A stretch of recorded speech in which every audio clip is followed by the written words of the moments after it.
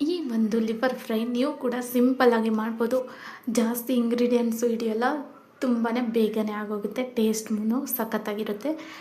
ಬನ್ನಿ ಯಾವ ರೀತಿ ಮಾಡೋದು ಅಂತ ನೋಡೋಣ. ನಾನೇನು ಜಾಸ್ತಿ ಹಾಕಿಲ್ಲ ಮಸಾಲೆಗಳನ್ನ, ಸ್ವಲ್ಪ ಸ್ಪೈಸಿಯಾಗಿದ್ದರೆ ಚೆನ್ನಾಗಿರುತ್ತಲ್ವ ಅಂಥೇಳಿ ಸ್ವಲ್ಪ ಸ್ಪೈಸಿಯಾಗಿ ಮಾಡ್ಕೊಂಡಿದ್ದೀನಿ.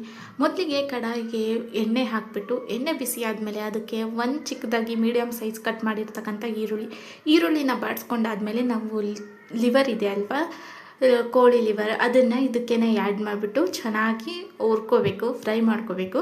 ಅದು ಫ್ರೈ ಆಗ್ತಾ ಇರುತ್ತಲ್ವ, ಅವಾಗೇನೆ ನಾವೇನು ಹಾಕಬೇಕಂದ್ರೆ ರುಚಿಗೆ ತಕ್ಕಷ್ಟು ಉಪ್ಪು, ಸ್ವಲ್ಪ ಅರಿಶಿನ ಪುಡಿ, ಬ್ಲ್ಯಾಕ್ ಪೆಪ್ಪರು, ಗರಂ ಮಸಾಲ, ಒಂದು ಅರ್ಧ ಟೇಬಲ್ ಸ್ಪೂನಷ್ಟು ಧನಿಯಾ ಪೌಡ್ರು, ಇದನ್ನೆಲ್ಲನೂ ಮಿಕ್ಸ್ ಮಾಡ್ಕೊಂಡ್ಬಿಟ್ಟು ಒಂದು ಮಸಾಲೆ ಮಾಡಿಕೊಂಡು ಇದಕ್ಕೇ ಅದು ಹಾಕಿಬಿಟ್ಟು ಚೆನ್ನಾಗಿ ಹುರ್ಕೋಬೇಕು. ಹುರ್ಕೊಂಡು ಅದೆಲ್ಲ ನೀರು ಬಿಟ್ಕೊತಿರುತ್ತೆ ಒಂದೊಂದು ಸತಿ, ಇಲ್ಲ ಎಣ್ಣೆ ಇದೆ ಅಲ್ವಾ, ಆ ಎಣ್ಣೆ ಎಲ್ಲ ಚೆನ್ನಾಗಿ ಹೀರ್ಕೊಬಿಡ್ಬೇಕು, ಅಷ್ಟು ಚೆನ್ನಾಗಿ ನಾವು ಫ್ರೈ ಮಾಡ್ಕೋಬೇಕು. 1 ಟೇಬಲ್ ಸ್ಪೂನಷ್ಟು ಅಚ್ಕಾರದ ಪುಡಿ, 2 ಟೇಬಲ್ ಸ್ಪೂನಷ್ಟು ಹಾಕ್ಕೋತಾ ಇದ್ದೀನಿ, ಒಂಚೂರು ಸ್ಪೈಸಿಯಾಗಿರಲಿ ಅಂತ ಅಷ್ಟೇ.